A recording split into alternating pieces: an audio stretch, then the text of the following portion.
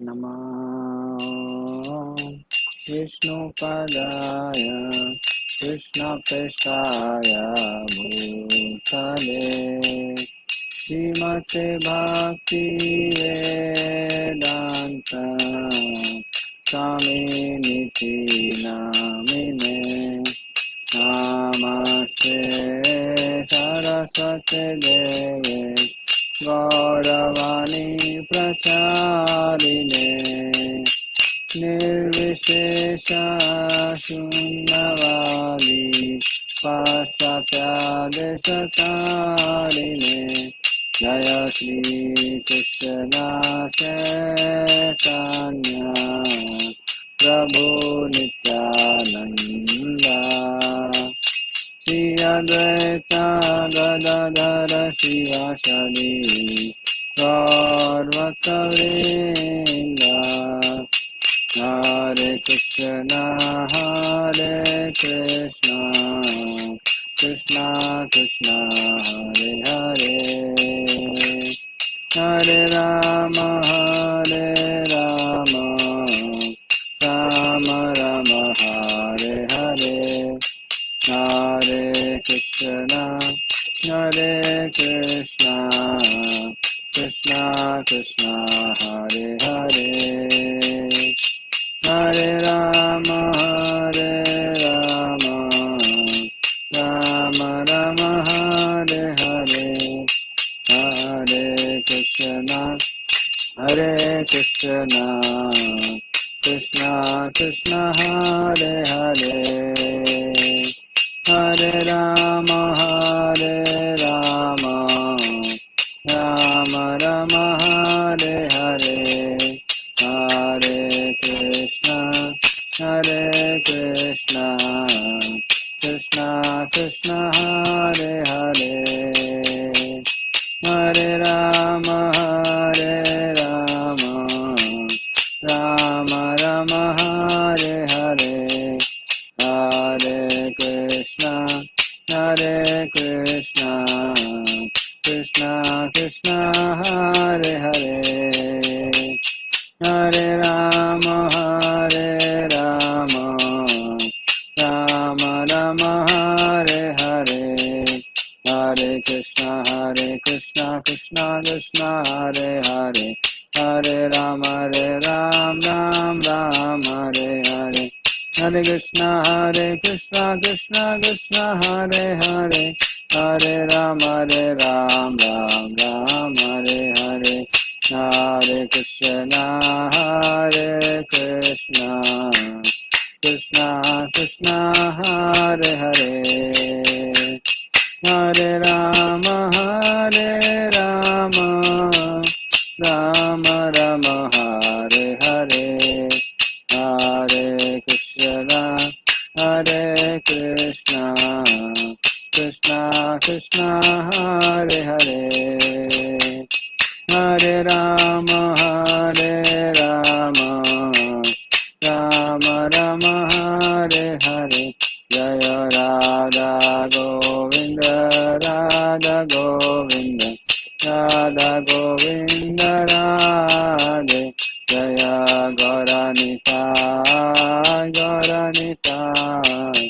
गौरनिताय जय गौरनिताय जय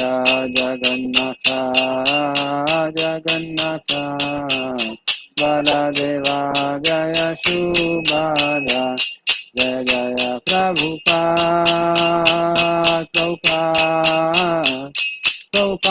जय शिल प्रभुपाद नित्य गौर हरि बोल नित्य गौर हरि बोल। हरे नाम संकीर्तन की जय, श्री गोपाल की जय। ओम नमो भगवते वासुदेवाय ओम नमो भगवते वासुदेवाय ओम नमो भगवते वासुदेवाय नारायणं नमस्कृत्य नरं चैव नरोत्तमं देवीं सरस्वतीं व्यासं ततो जायामुदीरयेत् नष्टप्रायेषु भद्रेषु भक्तं भागवत सेवया भगवती उत्तमा श्लोके भक्तिर्भवती नैष्टिकी कृष्णाय वासुदेवाय देवकी नंदनाय च नंदगोपकुमाराय गोविंदाय नमो नमः। तो हम लोग पहले मंगलचरण करेंगे। ओम ज्ञानतिमिरन्धस्य ज्ञानाञ्जनशलाकया चक्षुरुन्मिलितं येन तस्मै श्रीगुरुवे नमः। श्रीचैतन्यमनोभीष्टं स्थापितं येन भूतले स्वयं रूपकदा मह्यं ददाति स पदान्तिकं। वन्देऽहं श्रीगुरुः श्रीयुतापदकमलं श्रीगुरून् वैष्णवांश्च श्रीरूपं साग्रजातं सगना रघुनाथामितं तं सजीवं साद्वैतं सावधूतं परिजनासहितं कृष्णचैतन्यदेवं श्रीराधा कृष्णपादान् सगना ललिता श्रीविशाखामितांश्च नमः ओं विष्णुपादाय कृष्णावेशाय भूतले श्रीमते भक्तिवेदांत स्वामी नामने नमस्ते सरस्वते देवे गौरवाणी प्रचारिणे निर्विशेषा शून्यवादी पाश्चात्यस्थाने वाञ्छाकल्पतरुभ्यश्च कृपा सिन्धुभ्यः च पतितानां पावनेभ्यो वैष्णवेभ्यो नमो नमः। नमो महावदन्याय कृष्णप्रेमप्रदायते कृष्णाय कृष्णचैतन्य नाम्ने गौरते नमः। हे कृष्णा करुणा सिंधु दीनबंधु जगत्पते गोप्स गोपिकांत राधाकांत नमस्ते सप्तकांचन गौरांगी श्रीराधे वृंदावनेश्वरी वृषभानुसुते देवी प्रणमामि हरिप्रिये नीलाचलनिवासाय नित्य परमात्मने बलभद्र सुभद्राभ्यां जगन्नाथाय ते नमः। जय श्री कृष्ण चैतन्य प्रभु नित्यानंद श्री अद्वैत गदाधर श्रीवासादि गौर भक्तवृंद हरे कृष्णा कृष्ण कृष्ण हरे हरे हरे राम राम राम हरे हरे। हरे। तो आज हम लोग का जो टॉपिक है वह हस्तिनापुर से भगवान कृष्ण का द्वारका की ओर प्रस्थान। तो उसके ऊपर हम लोग आज डिस्कस करेंगे। तो हम देखते हैं कि हमने पहले देखा कि कुंती महारानी जब देखती हैं कृष्ण हस्तिनापुर छोड़ के द्वारका जा रहे हैं तो काफी चिंतित हो जाती हैं और चिंतित होने के कारण वो कृष्ण से अलग अलग प्रार्थना करती हैं। तो जो कि अभी हम लोगों ने सुना था। और फिर उसके बाद क्या होता है, उसके बाद में कृष्ण वहां रुक जाते हैं क्योंकि वो देखते हैं युधिष्ठिर महाराज अभी भी विलाप कर रहे हैं कि अरे मेरी वजह से इतने सारे लोगों की मृत्यु हुई, महाभारत युद्ध हुआ। तो उनको सांत्वना देने के लिए कृष्ण रुकते हैं और फिर कृष्ण भगवान युधिष्ठिर महाराज और अन्य पांडवों को राजवेश में लेकर उस जगह लेके जाते हैं जहां भीष्मदेव अभी बाणों की सैया में लेटे हुए थे। और वहां पर युधिष्ठिर महाराज भीष्म पितामह से अलग अलग धर्म के बारे में सुनते हैं, राज धर्म, स्त्री धर्म इत्यादि। और भीष्मदेव उनको बताते हैं, कहते हैं कि आप ज्यादा चिंता मत करिए क्योंकि सब कुछ कृष्ण के प्लान के अकॉर्डिंग हुआ है और कृष्ण का क्या प्लान है ये कोई समझ नहीं सकता है। इसलिए आपको सिर्फ क्या करना है, कृष्ण का जो प्लान है उसके हिसाब से काम करना है। और फिर वो सब लोगों के उपस्थिति में कृष्ण को अलग अलग प्रार्थनाएं करते हैं। कृष्ण के रूप को ध्यान करते हुए वो भगवान के धाम वापस चले जाते हैं। उसके बाद में सौनक ऋषि और बाकी जो संत थे नैमिषारण्य के, वो सूत गोस्वामी से प्रश्न करते हैं, कहते हैं कि युधिष्ठिर महाराज ने संसार का राज्य कैसे किया, इसके बारे में थोड़ा बताइए। क्योंकि वो भगवान के इतने महान भक्त हैं तो हमको पता होना चाहिए उन्होंने कैसे राज्य किया। हाँ। तो हम देखते हैं कैसे क्रोध की अग्नि में जल के कुरुवंशियों का नाश हो गया और कृष्ण को प्रसन्न करने के लिए युधिष्ठिर महाराज क्या करते हैं, संसार पर राज करते हैं। तो पहले युद्ध भी करते हैं फिर राज्य भी करते हैं और कृष्ण उनको पूरे संसार का सम्राट बनाते हैं। फिर हम देखते हैं कैसे भीष्मदेव उनको शिक्षा देते हैं। तो आप बताइए कि अपने बाकी भाइयों के साथ में युधिष्ठिर महाराज ने कैसा राज्य किया। तो सुद गोस्वामी उसको बताते हैं, कहते हैं वो राज्य इतना ज्यादा समृद्धशाली था कि रात के समय बारिश होती थी और दिन के समय लोग अपना अपना कार्य करते थे। तो रात्रि के बारिश के बाद में फसल खेतों में, पेड़ पौधे, इस सब के सब अन्न से और फल से लदे होते थे। पुष्प देने वाले वृक्ष पुष्पों से लदे होते थे। तो लोग जब सुबह सुबह उठते थे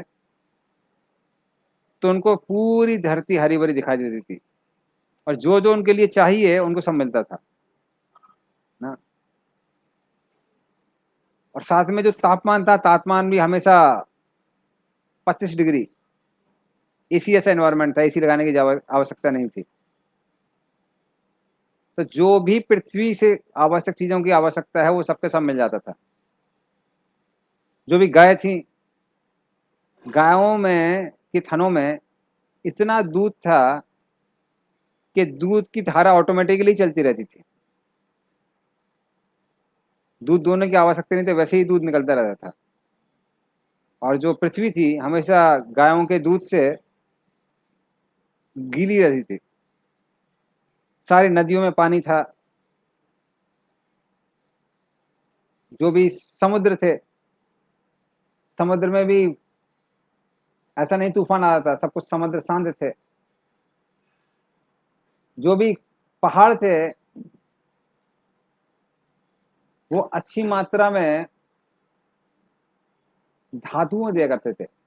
जैसा आपको पता होगा कि जो हमारा छोटा नागपुर प्लेट्यू है, हाँ, झारखंड में, तो बहुत कोयला है उसके अंदर, बहुत माइका है उसके अंदर।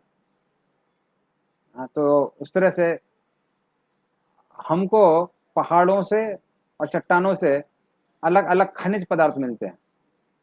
तो इस तरह से जो पहाड़ थे वो खनिज पदार्थ से भरे हुए थे। आजकल पहाड़ों से खनिज पदार्थ नहीं मिलते हैं, इसलिए लोगों को जमीन के अंदर खनिज पदार्थों को खोजना पड़ता है, कभी कभी समुद्र के अंदर खोजना पड़ता है। लेकिन अगर पृथ्वी में, अगर पहाड़ों पर मिल रहे हैं तो आपको अलग से पृथ्वी में खोजने की आवश्यकता नहीं है, बहुत आसान हो जाता है। तो पहाड़ दिया करते थे। फिर जो भी वन थे, वन फूलों से और फलों से लदे हुए होते थे। लकड़ी थी इस्तेमाल करने के लिए, सारी लताएं फूलों और फलों से लदी हुई थी। और जो भी औषधि की आवश्यकता होती है, जब व्यक्ति बीमार होता है, औषधियां भी पूर्ण रूप से हर किसी के लिए उपलब्ध थी। सारे जितने भी सिटीजन लोग थे वो युधिष्ठिर महाराज को टाइम पे टैक्स दिया करते थे। आजकल लोग टैक्स बचाने के लिए बहुत प्रयास करते हैं, कई लोग तो टैक्स देते नहीं है। लेकिन उस समय हर कोई टैक्स दिया करता था, क्योंकि वो लोग युधिष्ठिर महाराज के राज्य से इतने ज्यादा प्रसन्न थे कि स्वतः ही उनके मन में आता था कि युधिष्ठिर महाराज को टैक्स देना चाहिए। इस तरह से वो लोग टैक्स दिया करते थे टाइम पे। जितनी भी वहां पर प्रजा थी, प्रजा कोई मानसिक कष्ट नहीं था, किसी कोई रोग नहीं था, ना ही ज्यादा गर्मी थी ना ही ज्यादा सर्दी थी। तो इस तरह से महाराज युधिष्ठिर के राज्य में कोई भी दुख नहीं था, सब लोग पूर्ण रूप से दुखों से मुक्त थे। हाँ। तो जब कृष्ण भगवान देखते हैं कि युधिष्ठिर महाराज अभी सम्राट बन चुके हैं, हाँ, और जो भी प्रजा लोग हैं, प्रजा लोग सब सुखी हैं, उनको सारे सुख सुविधा की सामग्री प्राप्त हो रही है। तो जब वो ऐसा देखते हैं तब वो क्या करते हैं, तब युधिष्ठिर भगवान कृष्ण बोलते हैं कि अब मेरा कार्य हो गया है, सब लोग सुखी भी हैं। और साथ में दूसरी बात क्या हो रही है, दूसरी बात यह है कि सब लोग को भक्ति करने का मौका मिल रहा है युधिष्ठिर महाराज की कृपा से। तो जब वो देखते हैं कि सबको भक्ति करने का मौका मिल रहा है युधिष्ठिर महाराज की कृपा से, और सब लोग सुखी हैं, तो कृष्ण क्या करते हैं, उसके बाद कृष्ण सोचते हैं कि देखो मेरा कार्य हो गया, मैंने एक वैष्णव राजा को सम्राट बना दिया है। सब लोगों को इस संसार की सारी सामग्री उपलब्ध है, और भगवान के धाम जाने के लिए जो जो चीज चाहिए वो सब भी उपलब्ध है। तो ये सोच के अभी कृष्ण क्या करते हैं, कृष्ण बोलते हैं मेरा कार्य हो गया, अभी मुझे द्वारका वापस जाना है। तो कृष्ण द्वारका जाने के लिए प्रस्थान करने लगते हैं। तो पहले जाते हैं, युधिष्ठिर महाराज से आज्ञा लेते हैं कि हम द्वारका जाना चाहते हैं, तो युधिष्ठिर महाराज को प्रणाम करते हैं, क्योंकि युधिष्ठिर महाराज उनसे उम्र में बड़े हैं। फिर भीम को और अर्जुन को आलिंगन करते हैं, क्योंकि भीम और अर्जुन कृष्ण की ही उम्र के हैं। और नकुल और सहदेव को वो आशीर्वाद देते हैं। तो इस तरह से भगवान भगवान होते हुए भी हम सबके लिए उदाहरण प्रस्तुत करते हैं। तो इस तरह से भगवान उदाहरण प्रस्तुत करते हैं सबके लिए। और उसके बाद में वो प्रस्थान करने लगते हैं। जब वो प्रस्थान करने लगते हैं तो जो भक्त थे हस्तिनापुर में, वो सबके सब बुरी तरह दुखी हो जाते हैं कि अभी भगवान जा रहे हैं। और सबके सब भगवान की विरह में इतना ज्यादा दुखी होते हैं कि लगभग बेहोश होने वाले होते हैं।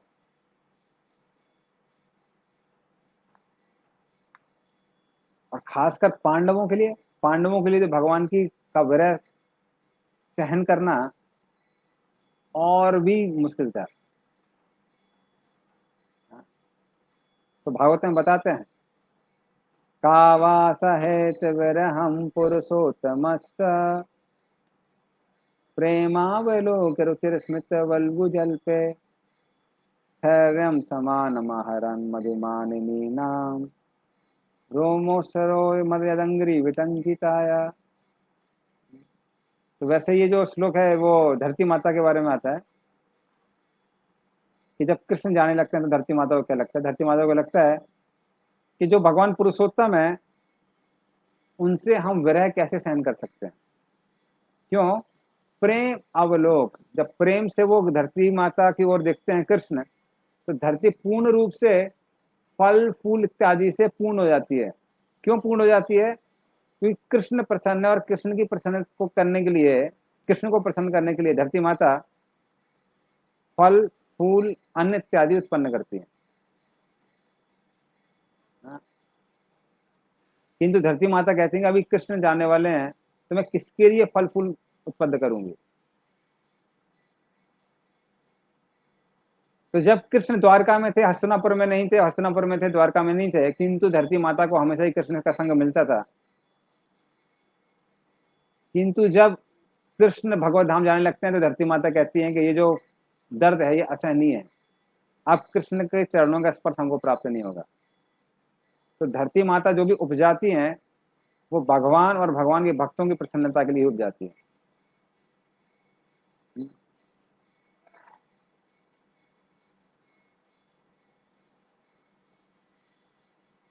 तो अभी पांडव लोग जो थे, पांडव लोगों ने तो कृष्ण के साथ में बैठते थे, कृष्ण के साथ खाते थे, चलते थे, कृष्ण से सलाह देते थे। उनके लिए तो विरह सहन करना और भी मुश्किल था।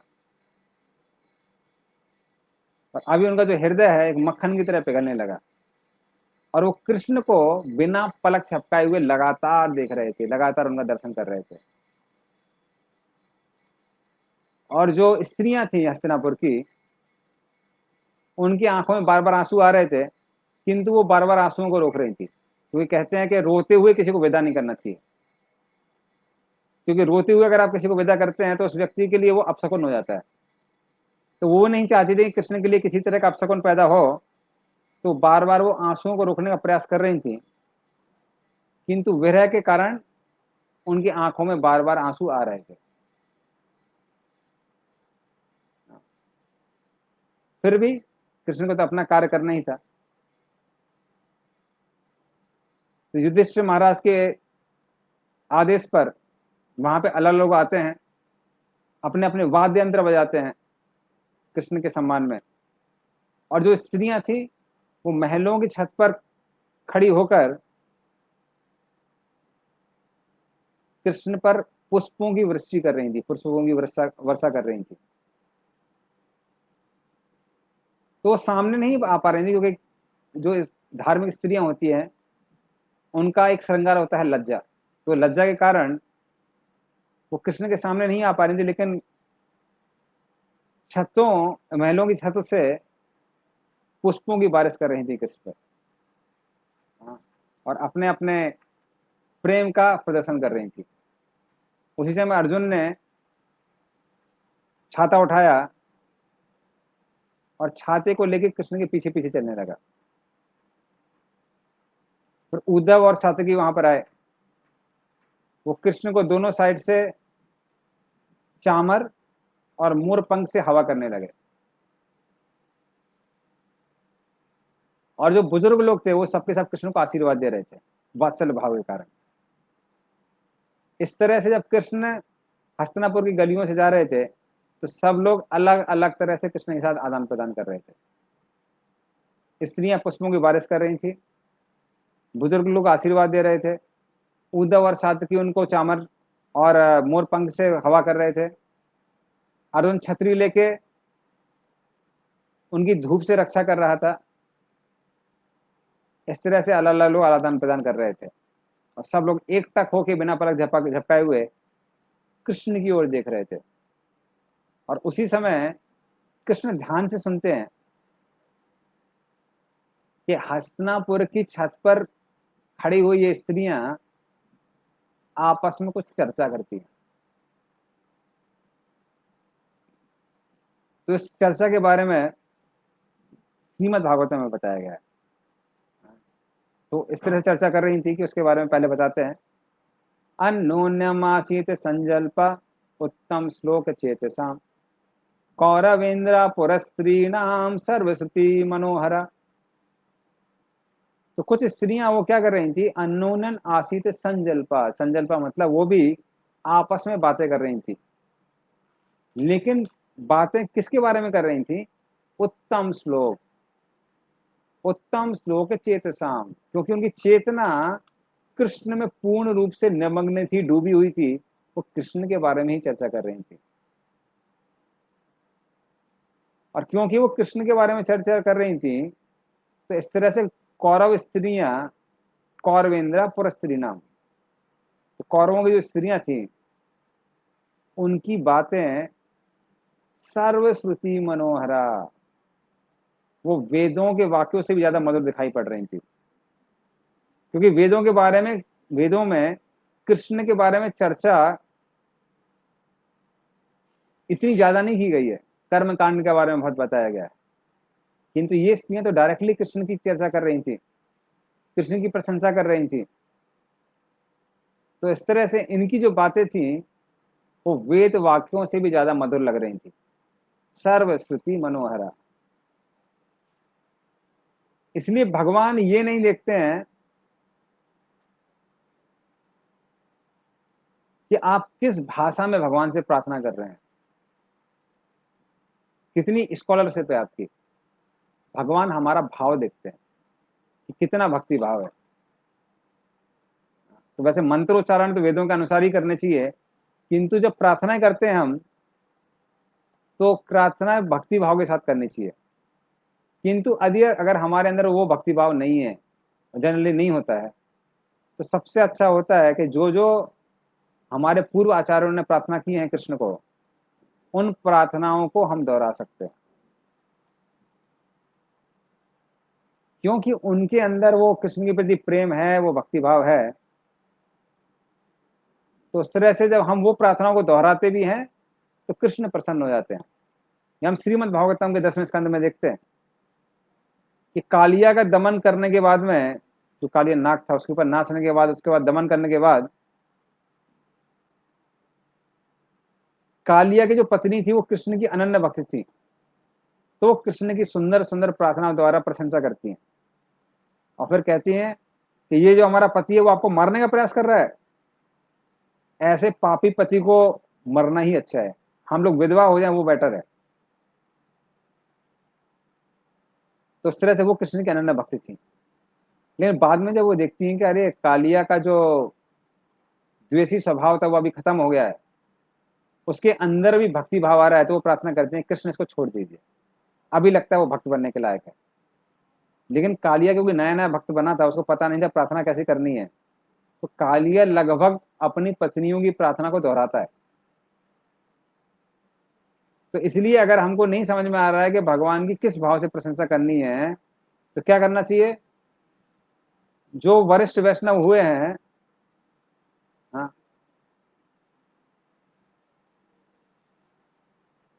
तो वो वरिष्ठ वैष्णव उनकी प्रार्थना को हम दोहरा सकते हैं। तो उनकी प्रार्थना को दोहराने से क्या होता है, भगवान प्रसन्न हो जाते हैं और धीरे धीरे करके हमारे अंदर वो भाव आने लगता है। तो इस तरह से ये जो भी स्त्रियां थी वो कृष्ण की प्रशंसा कर रही थी। तो उसके बाद आगे क्या होता है, तो वो आपस में बात करती हैं। वो कहती हैं जो कृष्ण है ये साधारण नहीं है, स्वयं भगवान है। ये वो भगवान है जो सृष्टि के पहले भी थे और सृष्टि के बाद भी रहते हैं। तो इनमें से बहुत सारी स्त्रियां ऐसी थी जिनके पति कुरुक्षेत्र के युद्ध में मारे गए थे, किंतु इन स्त्रियों को कृष्ण से कोई ईर्ष्या नहीं थी, क्योंकि उनको पता था कि कृष्ण भगवान है।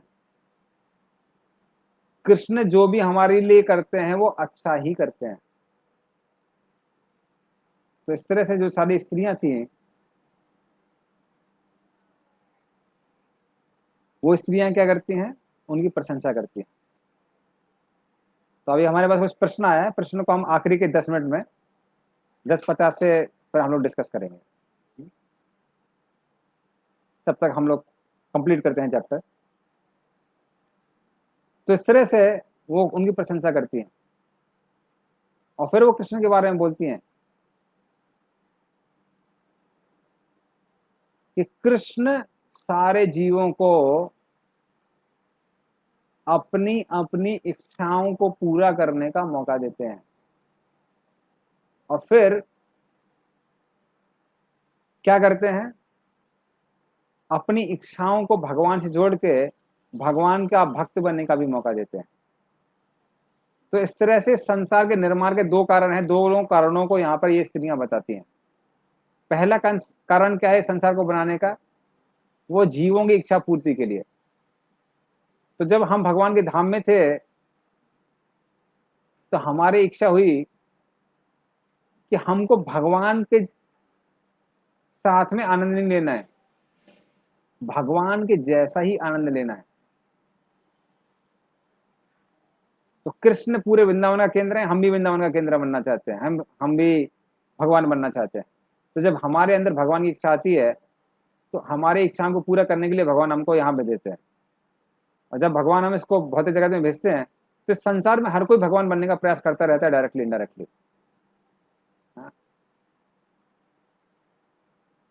तो लोग इस तरह से डायरेक्टली इनडायरेक्टली प्रयास करते रहते हैं भगवान बनने का। कैसे, एक बच्चा भी रोता है घर में तो इस आशा के साथ रोता है कि सबके सब लोग मेरी ओर ध्यान देंगे। लोग ध्यान नहीं देते हैं तो चुप हो जाता है। आपने देखा होगा जब बच्चे गिरते हैं तो बहुत रोते हैं, किंतु अगर कोई ध्यान नहीं देता है तो चुपचाप शांत हो जाते हैं। तो वो भी क्या है, केंद्र बनने का प्रयास करते हैं। लोग जब बड़े होते हैं, क्लास में जाते हैं, क्लास में जो लोग थोड़ा बुद्धिमान होते हैं वो क्लास में रैंक फर्स्ट लाने की कोशिश करते हैं ताकि वो केंद्र बने रहें, क्योंकि भगवान सबसे ज्यादा बुद्धिमान है। और जो बच्चे फर्स्ट नहीं आ पाते हैं वो किसी चीज में फर्स्ट आना चाहते हैं, तो स्पोर्ट्स में जाते हैं, स्पोर्ट्स में फर्स्ट आने की कोशिश करते हैं। तो स्पोर्ट्स में भी फर्स्ट नहीं आ पाते हैं तो वो लोग क्या करते हैं, वो लोग फिर शैतानी करते हैं क्लास में, उस तरह से आकर्षण का केंद्र बनने की कोशिश करते हैं। तो टीचर को परेशान करेंगे, टीचर के कुर्सी के नीचे बम डाल देंगे, बम मतलब दिवाली का बम।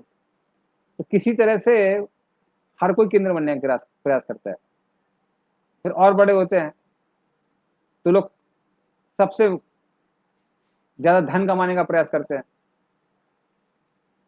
या फिर जिम में जाते हैं, बॉडी बनाते हैं। क्यों? क्योंकि कृष्ण सबसे ज्यादा शक्तिशाली है। धन कमाने का प्रयास करते हैं, सबसे ज्यादा धनवान बनना चाहते हैं। क्यों? क्योंकि कृष्ण सबसे ज्यादा धनवान है।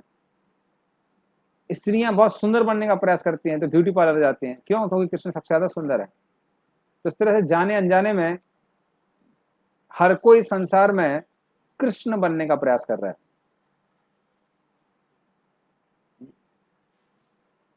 तो ये चांस भगवान देते हैं हर किसी को।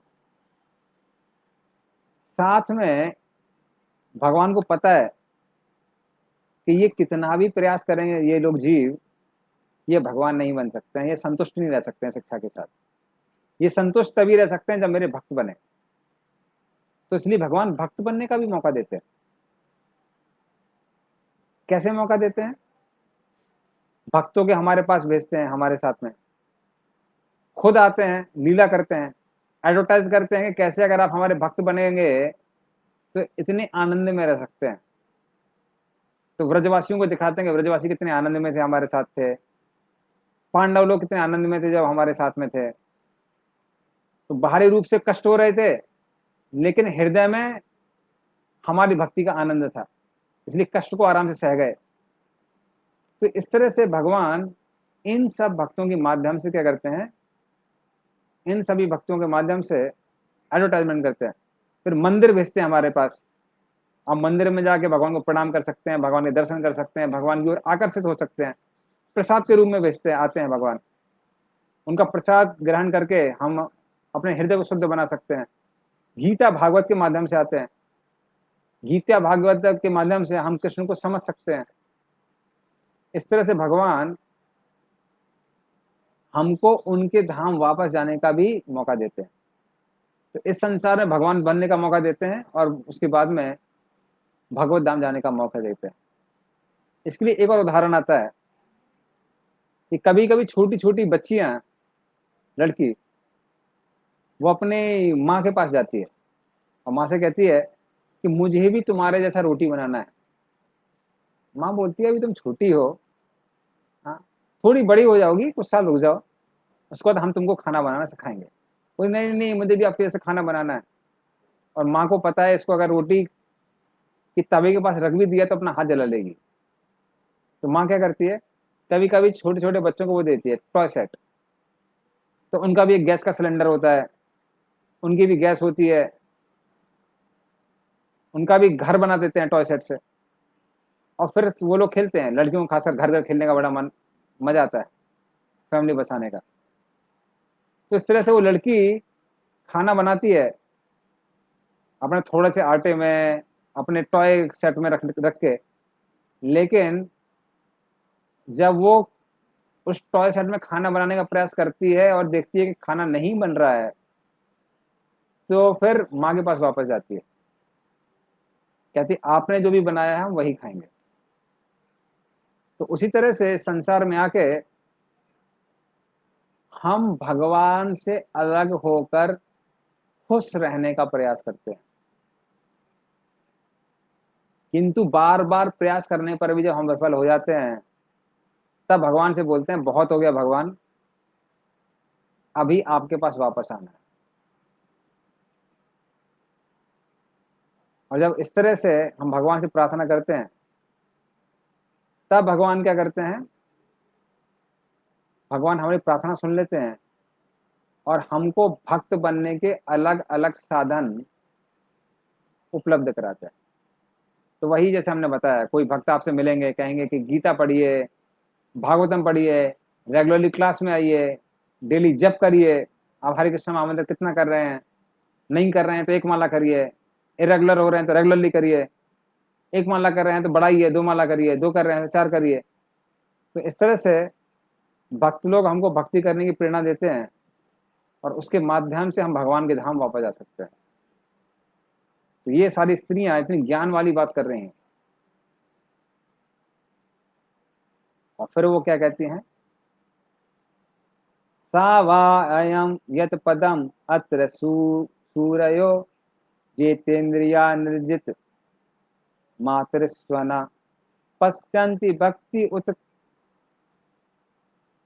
कलिता मलात्मना नन्व एस सत्वम परिमार्शुता रहती। तो वो कहती हैं ये जो भक्ति है भगवान की, कृष्ण की, तो उत कली आमलात्मना।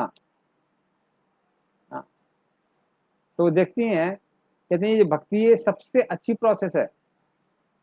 ना ही ज्ञान योग, ना ही अष्टांग योग, ना ही किसी तरह का मेडिटेशन वो कार्य कर सकता है जो भक्ति कर सकती है।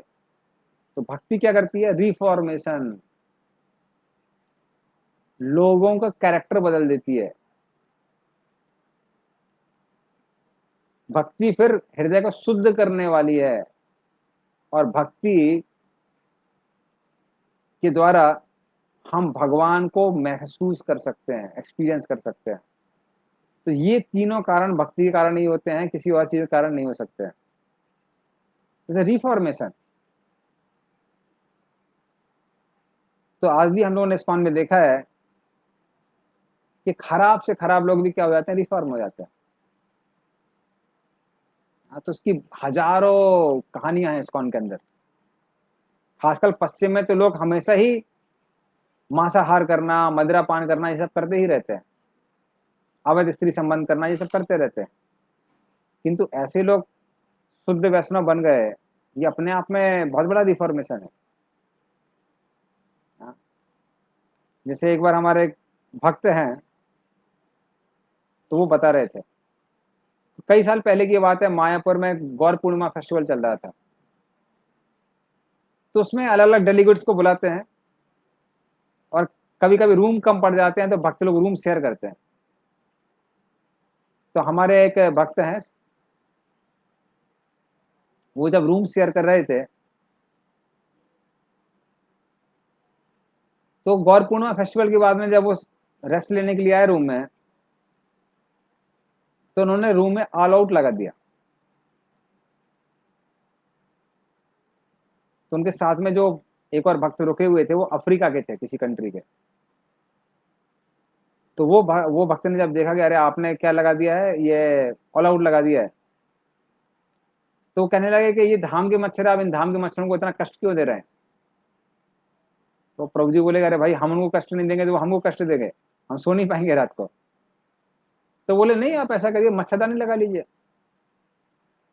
तब उनको लगा, रे भाई मैं तो सोचता हूँ कि वो मारवाड़ी हैं यहाँ के, कलकत्ता के। तो बोले हम कलकत्ता के मारवाड़ी हैं, हमको कभी ऐसे हृदय में फीलिंग नहीं आती है कि इसको कष्ट नहीं देना चाहिए, उसको कष्ट नहीं देना चाहिए, जबकि हमारे यहाँ तो प्याज लहसुन नहीं खाते हैं बड़ी बड़ी जनरेशन से, कभी किसी ने खाया नहीं।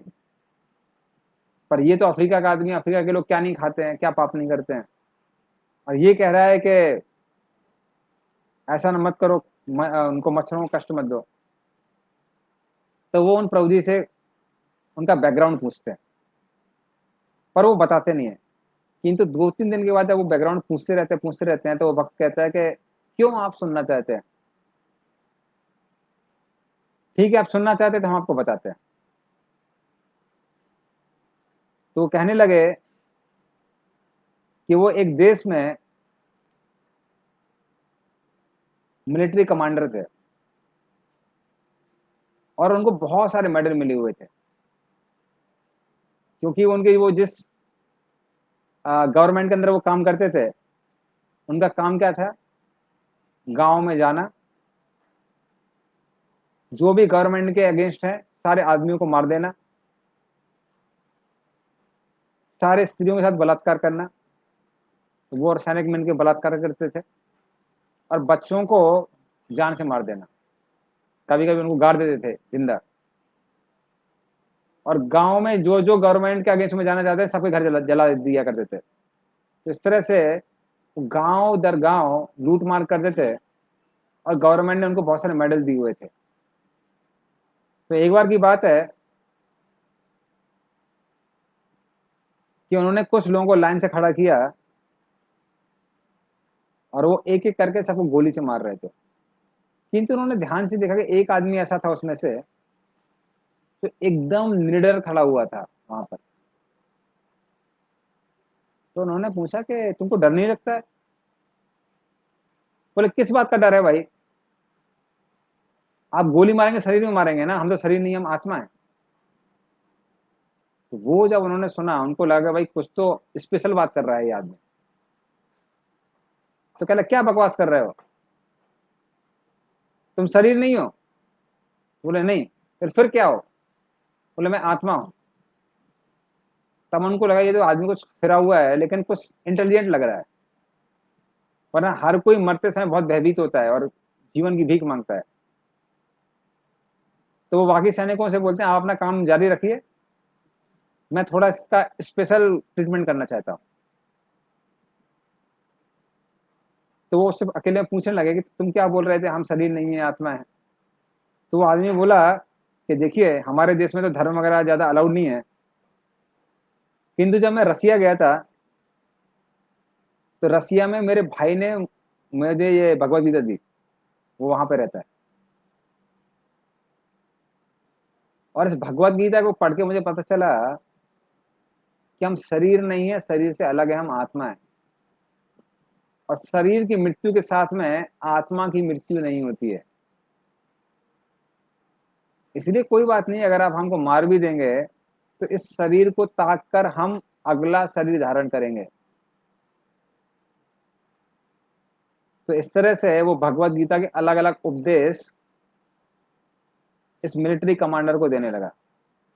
जब मिलिट्री कमांडर ने ये उपदेश सुने तो मिलिट्री कमांडर भी कन्विंस हो गया। बोला कि तुमको सही मार्ग मिला है, लेकिन अगर मैं अभी ये नौकरी छोड़ूंगा तो गवर्नमेंट मुझे मार देगी और तुमको भी मार देगी। तो सबसे अच्छा काम क्या है, हम लोग यहाँ से भाग चलते हैं। तो दोनों के दोनों उसी समय उन्होंने प्लान बनाया और देश को छोड़ के दूसरे देश में चले गए, और वहां पर कृष्णा कॉन्शियसनेस, कृष्ण भक्ति करने लगे। और अभी ये भक्त इतना ज्यादा रिफॉर्म हो गया था कि वो एक मच्छर को भी कष्ट देने को तैयार नहीं था, जो मच्छर दूसरों को कष्ट देता है। तो जो मच्छर खून पीता है उसको भी वो कष्ट देने के लिए तैयार नहीं था। तो भगवान की भक्ति, कृष्ण भक्ति में इतनी शक्ति है। अन्य जो पथ है उनमें आप देखेंगे लोगों के जो बुरी आदतें आराम से जाती नहीं है। तो हमारे एक महाराज, इनका नाम है भक्ति तीर्थ स्वामी महाराज। तो एक बहुत फेमस योग गुरु थे अपने टाइम के। तो वो जब उनके पास में गए और बोले कि मैं कुछ आत्मा, शरीर और आध्यात्मिक ज्ञान के बारे में जानना चाहता हूं, तो योग गुरु बोले बोले कि लगता है तुम एक जेन्युइन पर्सन हो, जो वाकई में सत्य की खोज में है, इसलिए मैं तुमको मूर्ख नहीं बनाऊंगा। तो वो बोले कि मैं योग का गुरु हूं, बहुत सारे अलग अलग कारनामे भी मैं कर सकता हूँ, क्योंकि मुझे अलग अलग सिद्धियां प्राप्त है, किंतु इतने सालों से अभी तक मैं तंबाकू छोड़ने का प्रयास कर रहा हूँ, आज तक तंबाकू नहीं छोड़ पाया, जबकि मैं भारत से हूँ। किंतु ये जो स्वामी प्रभुपाद जी हैं इस्कॉन के, इनके पास ऐसी प्रोसेस है कि जो लोग बचपन से तंबाकू छोड़िए, जो बचपन से नशा कर रहे हैं, ड्रग्स ले रहे हैं, उन्होंने आराम से इसको छोड़ दिया। तो यदि तुमको वाकई में आध्यात्मिक ज्ञान चाहिए तो मेरे पास मत रहो, ये स्वामी प्रभुपाद के पास जाओ। हाँ, तो उस तरह से वो प्रभुपाद के पास गए, और फिर वो हमारे बड़े लीडर रहे इस्कॉन में, भक्ति तीर्थ स्वामी महाराज। तो इस तरह से भक्ति की जो शक्ति है शुद्ध करने की, रिफॉर्म करने की, वो सब जगह नहीं मिलती है। हाँ, कुछ चीजें हैं जैसे क्रोध है, काम है, पूर्ण रूप से जाने में समय लगता है, किंतु फिर भी और प्रोसेस से, योग आदि से बहुत ज्यादा शक्तिशाली है भक्ति। तो इस तरह से वो तारीफ, प्रशंसा करती हैं भक्ति की। और फिर वो कहती हैं कि उससे क्या मिलता है, साथ में उससे कृष्ण का अनुभव होता है। और कृष्ण का अनुभव होना अपने आप में बहुत ज्यादा दुर्लभ है और सबसे ऊंचा है। ये वो 24 नंबर श्लोक में बताती हैं। तो वो कहती हैं, सवा अयम सखी अनुगीत सत्कथो वेदेषु गुह्येषु चा गुह्यवादि भी, या एक ईशो जगत आत्म लीलया सजति अवति अति न तत्र सज्जते। तो कहते हैं कृष्ण का जो ये रूप है, गुह्यवादिवी, गुह्येषु चा गुह्यवादिवी, ये सबसे बड़ा सीक्रेट है। क्यों? क्योंकि कृष्ण इस संसार के सबसे मधुर, सबसे सुंदर व्यक्ति, सबसे शक्तिशाली व्यक्ति हैं, किंतु वो इतने ज्यादा मधुर और सरल हैं कि उनकी मधुरता और सरलता के कारण ये जानना कि ये भगवान है बहुत मुश्किल है। कृष्ण क्योंकि ग्वाल बाल के रूप में है, या फिर जब वो द्वारका में रहते हैं तो एक मंत्री के पुत्र के रूप में रहते हैं। द्वारका के जो राजा हैं वो है उग्रसेन, और वो वसुदेव मिनिस्टर है, तो मिनिस्टर के बेटे होने के कारण वो भी मिनिस्टर की तरह रहते हैं। उसी तरह से वृंदावन में एक गोप के बालक रहने के होने के कारण वो एक गोप की तरह ही रहते हैं, गोप बालक की तरह। तो देखने में लगता है कि अरे भाई ये तो साधारण है, हमारे जैसे हैं, लेकिन वो कौन है? ये भगवान है। इसको समझना बहुत मुश्किल है। इसलिए वो कैसे हैं? कृष्ण का जो ये रूप है, गुह्येषु चाह गुह्यवादी भी, ये बहुत ज्यादा गुह्य है, सीक्रेट है। ये समझना कि कृष्ण भगवान है ये आसान नहीं है। तो वली वो भगवान क्या करते हैं? सृष्टि करते हैं, मेंटेनेंस करते हैं, विध्वंस करते हैं। वो सब करने के बावजूद इससे अनासक्त रहते हैं सृष्टि से। तो फिर भी कृष्ण को जानना बहुत मुश्किल है। हाँ, तो वो कृष्ण के दर्शन आपको प्राप्त होते हैं किसके द्वारा? भक्ति के द्वारा। आप सिर्फ उनके दर्शन नहीं कर सकते हैं, उनके साथ खेल सकते हैं, खा सकते हैं, नृत्य कर सकते हैं। ये सारी चीजें उपलब्ध हैं किसके द्वारा? मात्र भक्ति के द्वारा। कोई योगी उसको प्राप्त नहीं कर सकता है, कोई ज्ञानी उसको प्राप्त नहीं कर सकता है। ये भगवान कहते भी हैं भगवत गीता में, भक्त्या माम अभी जाना थी, मात्र भक्ति के द्वारा आपको मुझको जान सकते हैं। या भागवत में बोलते हैं भक्त्या ही एकयम ग्राह्या। एकयम मतलब मात्र भक्ति, मात्र एक भक्ति ऐसी चीज है जिससे कोई मुझे प्राप्त कर सकता है, अन्य चीज से प्राप्त नहीं कर सकता है। और फिर वो आगे कहती हैं, किंतु फिर भी वो जो भगवान परम पुरुषोत्तम है, सृष्टि करने वाले हैं, विध्वंस करने वाले हैं, वो इस संसार में अवतरित होते हैं। किसके लिए होते हैं? जो राजा अपनी रेस्पॉन्सिबिलिटी ठीक से नहीं करते हैं, इररेस्पॉन्सिबल है, जो प्रजा पालन के लिए राजा नहीं बने हैं, प्रजा को शोषण करने के लिए राजा बने हैं, तो ऐसे लोगों का विध्वंस करने के लिए भगवान प्रकट होते हैं। जो साधु लोग हैं, सत्वगुण में हैं, भगवान के ऊपर निष्ठा रखते हैं, उनके ऊपर कृपा करने के लिए और उनका उद्धार करने के लिए भगवान प्रकट होते हैं।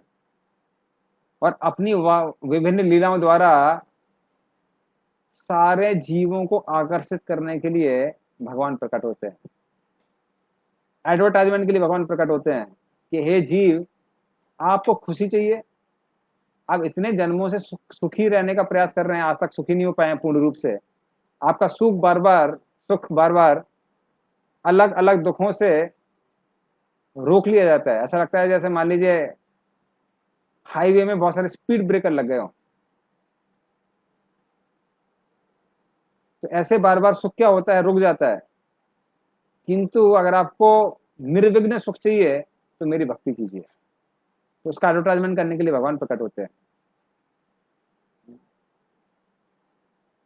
और इसीलिए वो क्या करती हैं?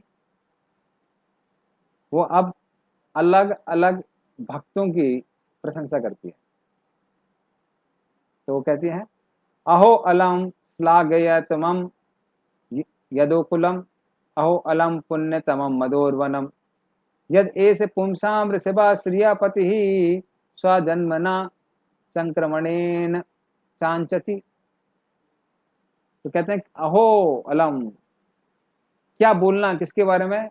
यदुकुल के बारे में। क्या बोलना? मधुर वनम मतलब मथुरा के बारे में। उस मथुरा में जहां पे श्रियापति, हाँ, जो कि अलग अलग गोपियों के पति हैं, उन्होंने जहां पर जन्म लिया और जहां पर उन्होंने अपनी बाल्य लीलाएं की। तो क्या कहना उन गोपियों के बारे में, उन गोपों के बारे में, उन ब्रजवासियों के बारे में जिन्होंने कृष्ण की बाल्य लीला के दर्शन किए हैं। तो इस तरह से वो गोपियों की प्रशंसा करती हैं कि कितने भाग्यशाली हैं वो लोग जिनको कृष्ण के बाल्य लीलाओं का दर्शन करने का मौका मिला। तो कृष्ण की जो बाल्य लीलाएं हैं, जो कि खासकर उन्होंने वृंदावन में की हैं, वो कृष्ण की संपूर्ण लीलाओं में सबसे ज्यादा मधुर है। कृष्ण की लीला विष्णु और नारायण की लीला से ज्यादा मधुर है। और कृष्ण की सभी लीलाओं में जो उनकी वृंदावन की लीला है वो सबसे ज्यादा मधुर है। और जो लीला उन्होंने गोपियों के साथ की है वो सबसे ज्यादा उसमें श्रेष्ठ है। तो इस तरह से वो उनकी प्रशंसा करती है। और फिर उसके बाद वो द्वारकावासियों की प्रशंसा करती हैं कि ये द्वारकावासी स्वर्ग लोगों के प्राणियों से भी ज्यादा भाग्यशाली हैं। तो एक कृष्ण बार बार उनके ऊपर दृष्टिपात करते हैं और बार बार उनको देखकर मुस्कुराते हैं, उनके साथ आदान प्रदान करते हैं। तो उनको कृष्ण के साथ आदान प्रदान करने का मौका मिलता है। इस तरह से वो स्वर्ग आदि लोगों के प्राणियों से भी ज्यादा भाग्यशाली है। क्योंकि स्वर्ग में जो सुख मिलते हैं वो भौतिक है, आध्यात्मिक नहीं है। उनमें उतना सुख नहीं है जितना भक्ति का सुख है। कहते हैं कि जो ब्रह्म का सुख है, ब्रह्म सुख की एक बूंद समस्त भौतिक सुखों से ज्यादा ऊंची है। अगर भौतिक सुखों का सागर बना दिया जाए तो ब्रह्म सुख की एक बूंद उससे ज्यादा है। और उस ब्रह्म सुख का अगर सागर बना दिया जाए तो भक्ति में जो सुख मिलता है उसकी एक बूंद उस सागर से ज्यादा है। किंतु जब हम भक्ति करते हैं तो मात्र वो एक बूंद नहीं मिलती है, भक्ति का पूर्ण सागर प्राप्त हो जाता है भक्ति करने से। तो हम समझ सकते हैं कि भक्त को कितना आनंद प्राप्त होता है।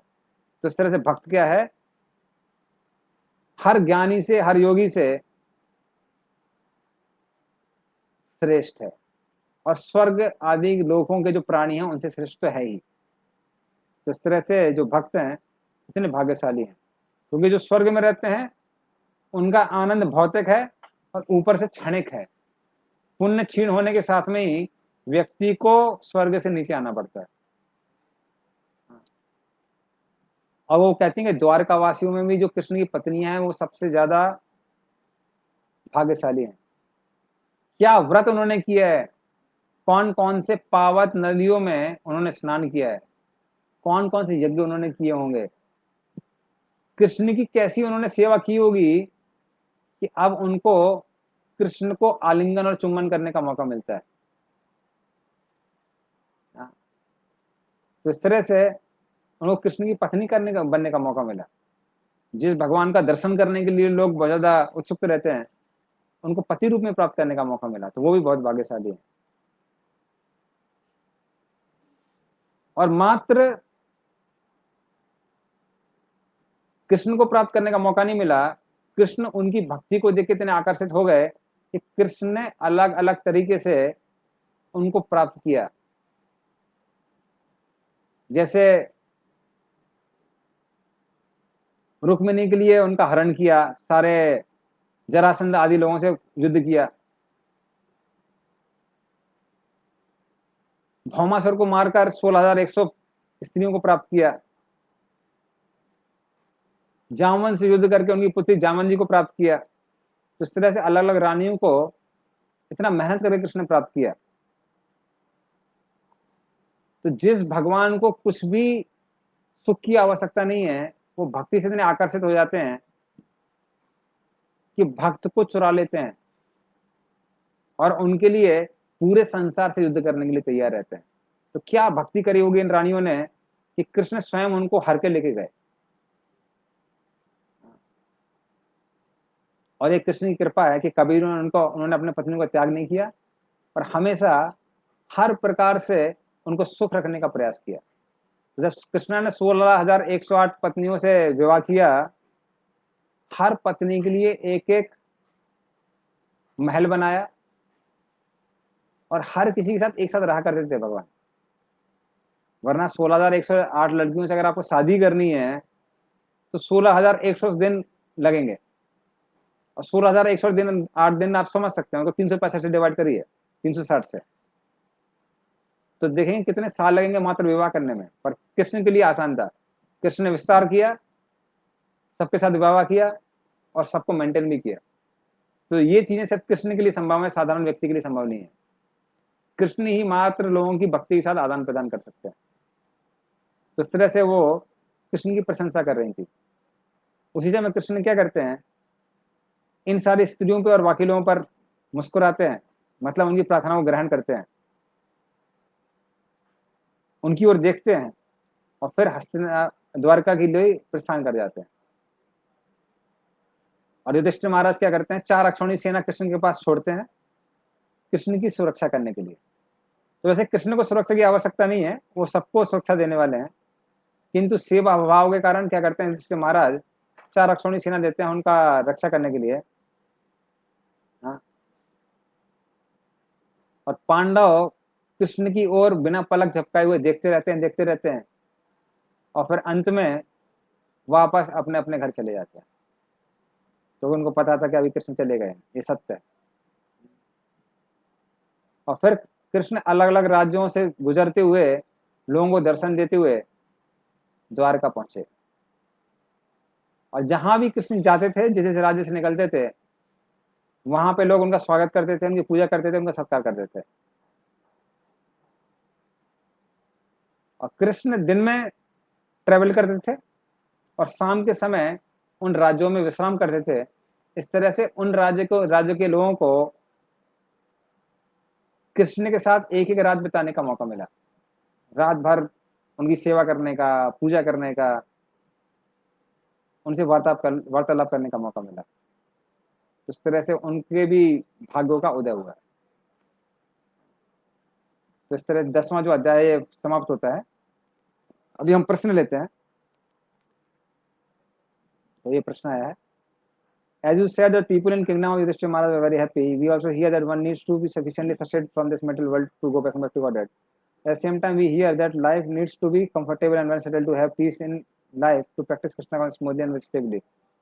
Here in description of Yudhishthira Maharaj, kingdom of Yudhishthira Maharaj feels that if no one like to leave his kingdom to go back to Godhead and will always want to remain in such material world, is it wrong to aspire for staying in this material world if conditions are so conducive to practice Krishna? Please guide. तो वो क्या अच्छा प्रश्न उन्होंने पूछा है, क्योंकि यहाँ लिखा हुआ कि युधिष्ठिर महाराज के समय सब लोग भक्ति कर रहे थे और पृथ्वी समय पे सब कुछ दे रही थी, मौसम बहुत अच्छा था, तो ऐसे में भगवान के धाम कौन जाना चाहेगा। तो ऐसा नहीं है।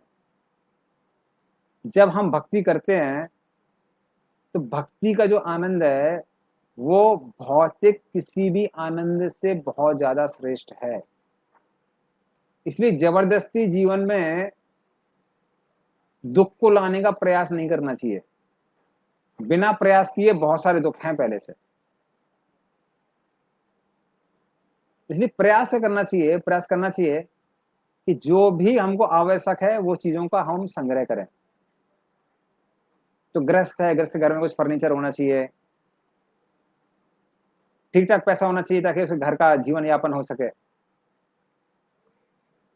किंतु साथ में अगर वो भक्ति कर रहा है तो क्या होता है, साथ में भक्ति अगर कर रहा है तो भक्ति में इतना आनंद आने लगता है